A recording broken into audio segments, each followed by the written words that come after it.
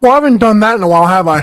Welcome back to the only live Monday through Friday lacrosse talk show on the planet. You are watching Daily Dive.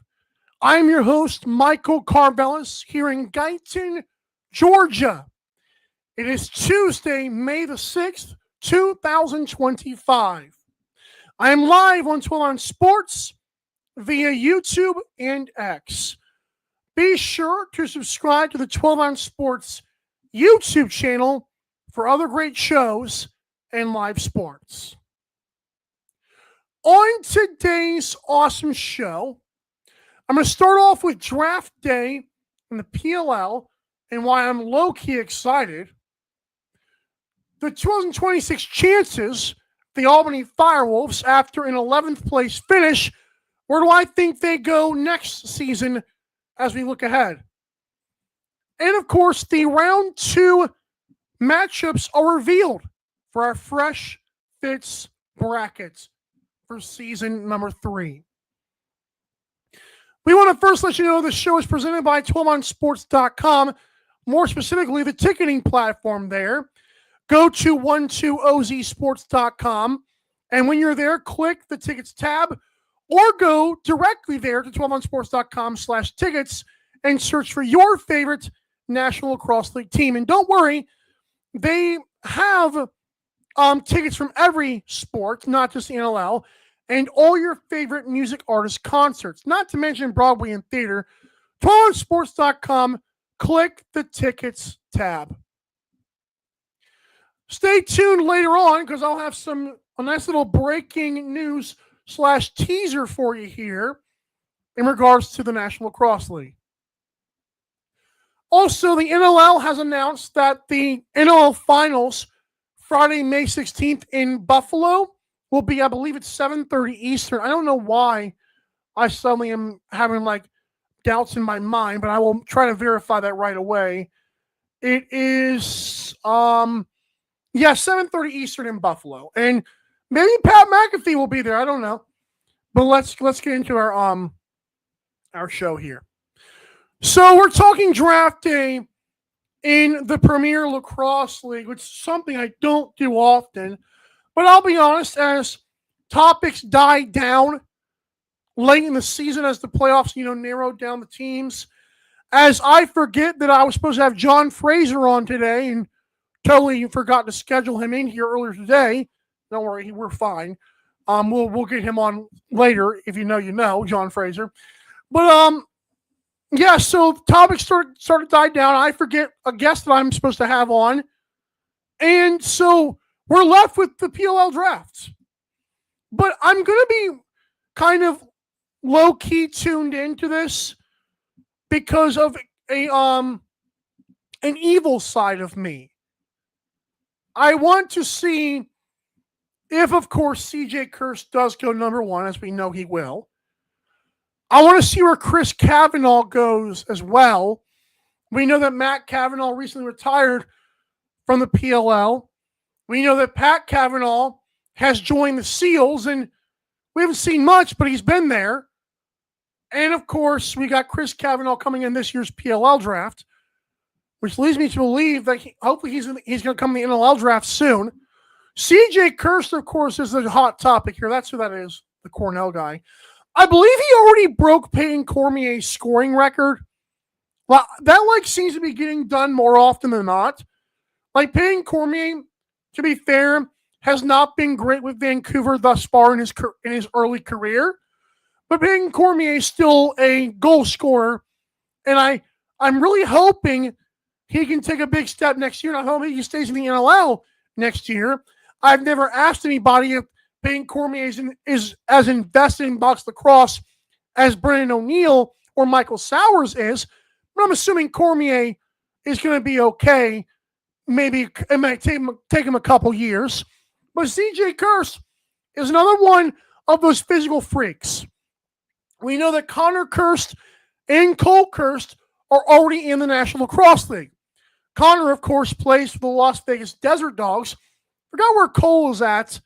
I don't know why, but I know Connor's the big one, not just physically, but the big name Has been okay with Las Vegas. I know that the team's like the fans like him, obviously because of his field experience, but also because they're tough, gigantic dudes who aren't afraid of like the dirty stuff, and they can score goals.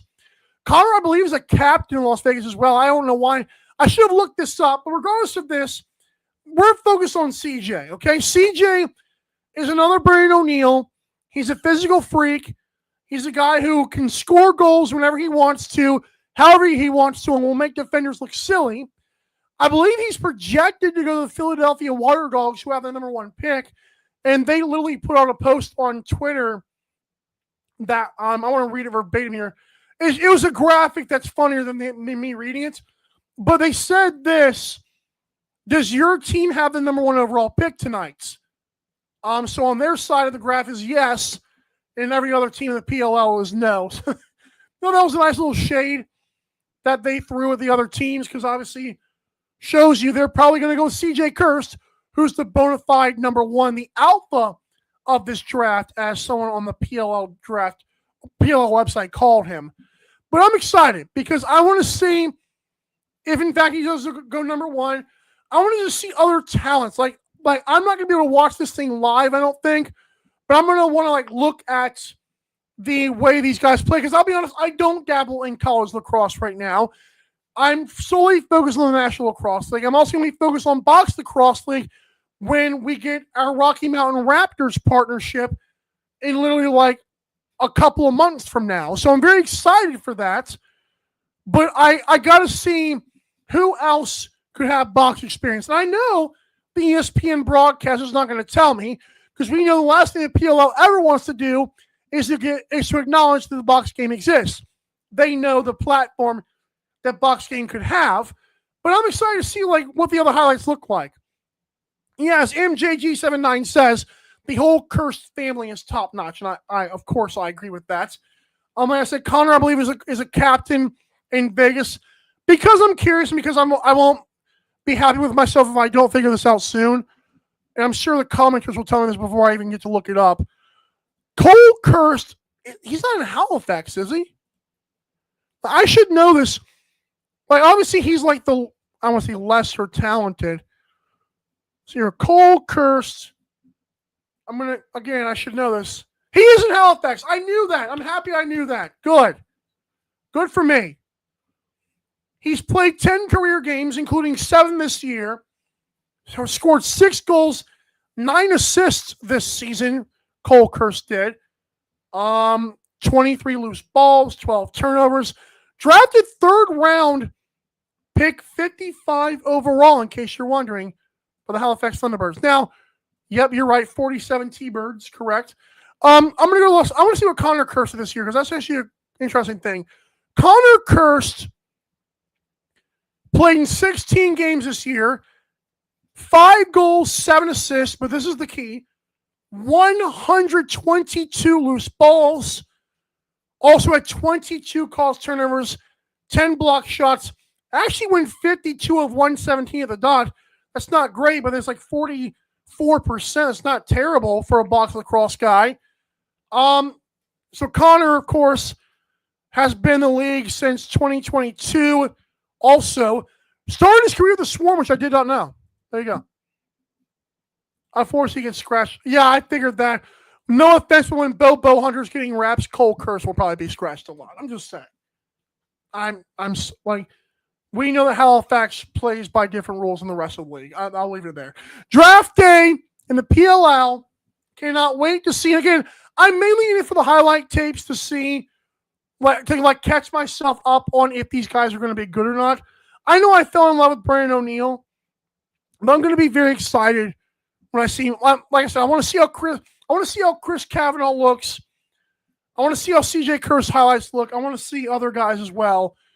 That just, I got to see this. Are you ready for the physicality and the beast that is box lacrosse? That's basically why I did this topic today. All right, when we come back to the show, I'm going to get into the 2026 chances for the Albany FireWolves, who just finished 11th last season with a 7-11 record. Really disappointing year, actually, or was it? We'll be right back to Daily Dive Don't go anywhere. I know you won't. Don't go anywhere. Daily Dive will be right back.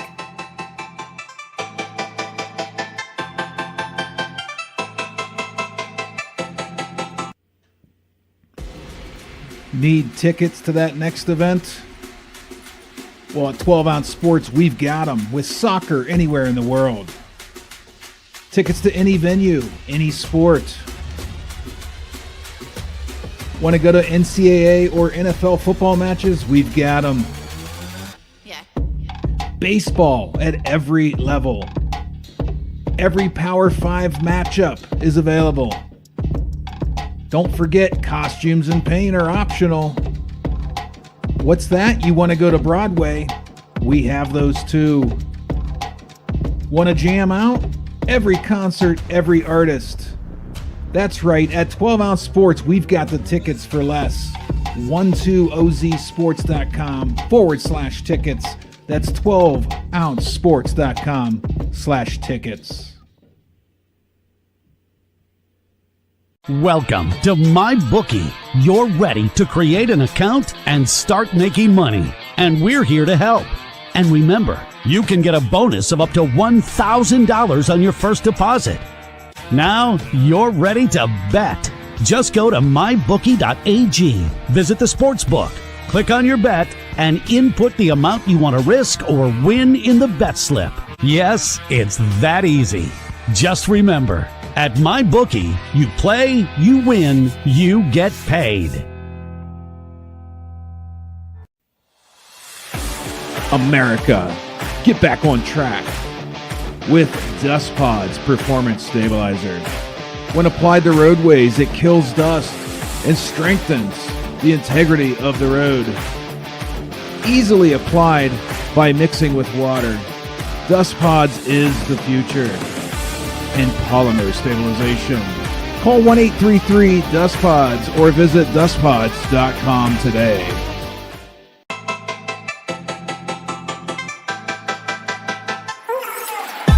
Daily Dive is back in 5, 4, 3, 2, 1. Stay tuned for my news about the NLL at the end of this show. I think fans will want to hear what I have to say. Nothing crazy, but crazy enough. Just keep that in mind. You're watching Daily Dive here on this Tuesday, May the 6th, 2025, here on 12 Ounce Sports. Be sure to check out the 12ouncesports.com website. There you can find the tickets tab. And, of course, you can buy your tickets in Saskatchewan. If there is a Game 3, that'd be crazy, too. Hoping there's not. I hope Saskatchewan can finish them off pretty quickly. But, yeah. We are now going to get to the Albany FireWolves, who last season finished 11th place. Barely missed the playoffs because they got hot late. But 7-11 was such a far cry from what they were just a season ago. And you're like, well, where were they last season? I'm new to this thing. They were in the finals last year. It doesn't make any sense. Or does it? See, funny thing is, much like Buffalo, the more we see this transpire, the more we're like, oh, that makes a lot of sense, actually. Like, hindsight is 2020. Same thing with Albany. Like, what went wrong for Albany? Well, not only did injuries happen, and people convinced me, mostly, that the injuries on the defensive side did slow this team down. Another thing it did was, you notice that Dyson Williams, of course, was a rookie. Now, I firmly believe Glenn Clark should have broken Dyson in a little bit softer. I did not like, I said this from day one, I'll say it now, I'll emphasize my point. I did not like seeing Dyson Williams continuously have the ball in his stick. I feel like it took away from other players. I feel like it was a weird thing to do to make his learning curve be you're trying to get back to the finals in year two. It was just very weird. But what also makes me, in hindsight, look back and say this wasn't too bad as it may have been compared to last year, I feel like The sophomore slumps were expected and should have been expected, and yet myself and others were just blinded by last year. Alex Simmons was still good, but he wasn't like he was last year. Also got hurt towards the end of the year. Ty Kurtz was not very good this year, despite having his spurts sometimes. Here's the deal. Once there's that much film on players, might not be a great thing for year two. I continuously circle back to Jack Hanna. Year one, exceptional. Year two, this year was amazing. Looks like one of the best American-born talents, is going to be really awesome next year once again, and probably going to take another step. So, while that makes me feel good for next year about Albany's like Alex Simmons and Ty Kurtz, here's what also makes me skeptical of. Guys, Dyson Williams has the ball in his hands so much this year. I think he's not going to have a great year in year two. Now, I could be wrong. I hope I'm wrong. But after what we saw from this team last year with Alex Simmons and Ty Kurtz versus this year, I think Dyson might be not as... I don't think he's going to take the step everyone thinks he will next year. Now, box experience helps him. Unlike Jack Hanna and even Brandon O'Neill, I do think the box experience will help Dyson. But I still think when the league has a bunch of film on you, especially this early, there's going to be some growing pains next year for Dyson Williams. And I told you guys this season, I didn't think Dyson or Brandon O'Neill had the greatest of rookie years. Now, Brandon had a nice start. Brandon did not capitalize on his opportunity once Holden Coutinho was shipped off, or should I say, once again, exiled to Las Vegas. That's fine. But we have to realize the teams will have film on Dyson, a lot of it this season. It'll go into next year.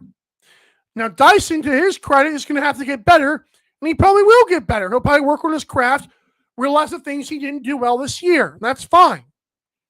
But I'm just skeptical of next season. I could see another similar year for Albany. I could see them actually making the playoffs at like 10-8. I don't see Albany dominating next year, because I do think Dyson will still have to be a major part of the offense. And Albany also added another guy too late in the season. It was like Kyle Jackson was one of them. Who was it? It was the Jonathan Peshko, who was also a rookie this year. He's going to have his touches next year. I just don't know if the chemistry will be there to build the championship contender that Albany wants right now, or maybe expected earlier than they probably should have because of what happened last year. But I do think Albany next year could sneak into the playoffs. I could also see them missing it once again. But the talent on this team is undeniable, and I believe in 2 years, they will be back in the finals. It feels like it. Again, not a hard prediction. I'm not going to make my season predictions for next year, but I do think if I had to put a percentage, let's see the FireWolves like making the finals next season, a little bit more than the Wings. I know that sounds weird, but it just feels like Albany is still going to have some, like, figure out this whole chemistry thing. And again, Peshko, Dyson, Simmons, Kurtz, they're going to have to figure it out. And they might.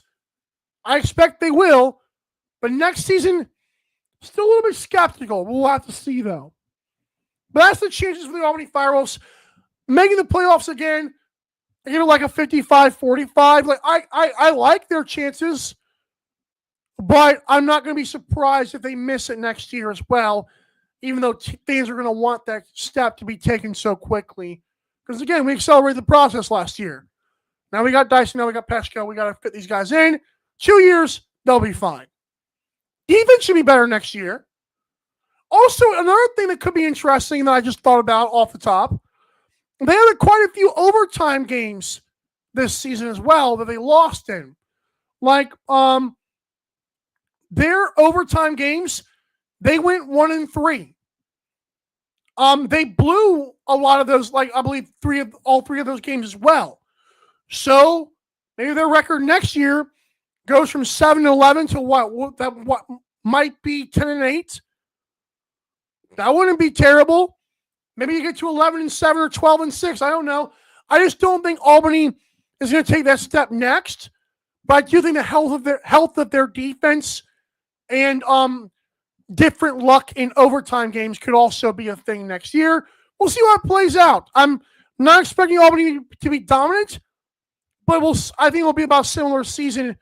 We might have some more positive things to say about, though, than we did this year, obviously. There you go. What do you think Albany will look like next year? Are they going to make the playoffs? If they do, you see them going on a deep run like they did last year. I don't. We'll see, though. Again, it's not a hard prediction. It's just it's something. All right, folks, when we come back to this awesome show, let's break some news, but let's also do this thing where I unveil the matchups for round 2 of Fresh Fits. Joe vs. Terrence, the defending champ, is back. Can't wait. We'll be right back to Daily Dive. Don't go anywhere. We're going to wrap it up next. Don't go anywhere. Daily Dive will be right back.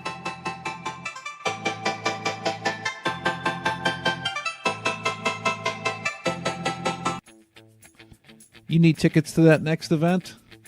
We've got them. That's right, tickets.12ozsports.com. Get you to any sporting event, concert, theater event that you can think of. And the promo code 12OZ or ROME gets you an additional discount. Don't feed the massive ticket corporate machine. Go to tickets.12ozsports.com and enjoy the show.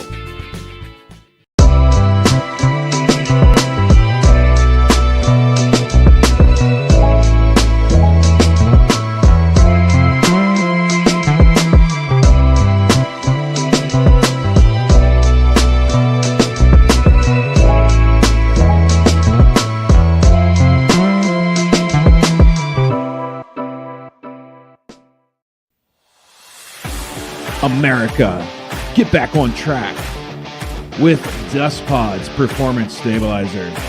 When applied to roadways, it kills dust and strengthens the integrity of the road. Easily applied by mixing with water, Dust Pods is the future in polymer stabilization. Call 1-833-DUST-PODS or visit dustpods.com today.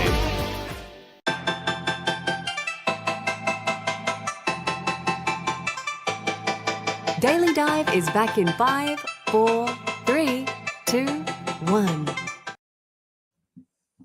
Stay tuned, folks. At the end of this segment, I'm going to break some news for you. So here's the thing. Again, we are live on 12-Ounce Sports. A reminder, go to 12ouncesports.com/tickets, and there you'll find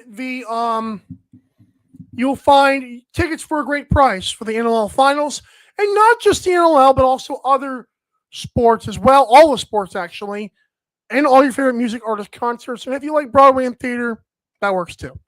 TalkSports.com, click the tickets tab, or go to 12ozsports.com/tickets. All right.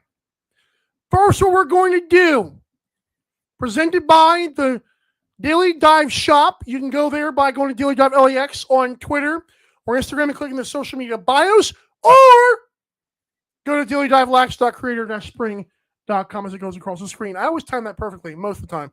All righty. So we're also going to tell you the results of last week as well. So, and again, fans are voting on this. You, the people, we, the people, are voting. Actually, I was voting too. I'm not going to lie. One account, I didn't use burners. I just used one. So, number 9 seed Taylor Jensen defeated number 8 seed Justin Inacio 14-1, which means Taylor Jensen moves on. He will face Will Malcolm in round number 2. So good for Taylor. It's fun for him. Let's see. Someone told me CJ Kirst is the truth. He played one season of Ontario Junior A box with Mimico and lit it up. Won silver with the USA in Utica. I knew the silver part. Yeah. So there you go. But Taylor Jensen will face Will Malcolm after a 14-1 victory, and Will Malcolm was, of course, our number 1 seed. Next up, our next Fresh Fits winner, well, moving on, guy. After 23 votes, number 10 seed Non-Con Thompson defeated number 7 seed Chris Bushi 18-5, which means Joe Rosatierrich, the number 2 seed, will face off against Non-Con Thompson in round number 2. Shout out to Non-Com, and we'll see if we can get past. Yeah, we'll see if we can get past Joe Rosatierrich, who was a defending champion. Reminder: just because I put a different outfit on Non-Con Thompson, the cowboy outfit still applies. Okay, like this is for the entire body of work. So I don't care what Joe's wearing. I don't care what Non-Con's wearing. It's what they wore all season long, as posted on the social medias in their walk-ins. Next up, let's get to number 3 seed Dane Smith versus number 14 Ryan Barnable. This one was really close because Instagram had a time with this one. Dane Smith did win 21-18. And hold your applause just a little bit here. Yeah, because Dane Smith won 21-18. Dane Smith will face off against the winner of number 11, Ryan Benesh, number 6, Kyle Killen. Ryan Benesh did win 9-5, which means Dane Smith and Ryan Benesh is your round 2 matchup. Oh, that's what you want. Yeah, Dane again barely. That's not what I wanted. There it is. Dane barely beats Ryan Barnable. That's tough. We know Dane's amazing. That's the suit where Dane. I feel like, how many buttons did Dane Smith unbutton? That's what that is. I'm sorry. Where's the laugh track when you need it, boys? I'm kidding. All right, finally, we're going to get into this. Number 4, Reed Bowering against number 13, Liam Burns. Reed Bowering won 18-12. He will move on across the Instagram and Twitter platforms, that is. Andrew Kidd, the number 5 seed, was against number 12, Andy, or Andrew Borgatti. I called him Andy because that's what his Instagram name is Andy Borgatti. So that's why I gave Andrew/Andy Borgatti the benefit of the doubt on the name Andy. Not that matters. It matters to me, but whatever. So Andy Borgatti, after getting the blessing from Connor Kiernan, because Connor Kiernan shared on his story our bracket and said, quote, Andy Borgatti for Prime Minister. Borgatti won 13-12. So he moves on. Will face Reed Bowering in round 2 of Fresh Fits bracket. Again, there are your matchups. Will Malcolm, Taylor Jensen. Terrace, Non-Con Thompson. Dane Smith and Ryan Benesh. And Reed Bowering versus Andy Borgatti. Without further ado, it is now time for some breaking news. Like, I don't know what the coin did for me there, but it helped me out a little bit in my head. All right. I'm hearing that, as Adam Levy did say earlier this week, that the NLL Awards finalists should be announced this week. I am now learning that will be announced tomorrow, the finalists for the NLL Awards at noon Eastern. So I'm excited for that, as I know the rest of you are. Remember, the mics have already taken place. I gave my MVP to Lyle Thompson and a lot of other different awards. So let's see if we can. I want to at least be able to nail Adam Patra and Matt Hossack. If I don't get, if those guys don't win their awards, I'll not be happy. I feel like Adam Patra and Matt Hossack did enough this season to warrant that stuff. But yeah, that's that. So there's the show for today. Appreciate Leroy and Captain and everybody else who's involved behind the scenes with the show. Thank you all for being a part of this. It's meant a lot all season long. Don't worry, there's more stuff. I believe I have let enough folks know behind the scenes No, but our last show of season 3 is going to be Friday, May the 30th, obviously, of this season. So again, the NLL finals are going to start on Friday, May 16th. We're hoping to wrap this show up for season 3 by the next week. So I believe if it goes to like May 25th, then on May 30th, obviously it's going to be our last show, but that's just in case they have a game 2, a game 3 for the NLL finals. But no, May 30th is the last show of season 3. Stay tuned for that. We're going to have another big time show to end the season like we did last year. All right, that's it for me. Have a great day, guys. Go to daily.lax on social media. Also, go to 12onsports.com. Click the tickets tab. I am your host, Milo Carvalho, saying have a great rest of your day. See you tomorrow, same time, same place, 4 o'clock Eastern. This has been a presentation of 12 on Sports and Daily Dive. Have a great day. Bye. Thanks for watching Daily Dive. See you next time.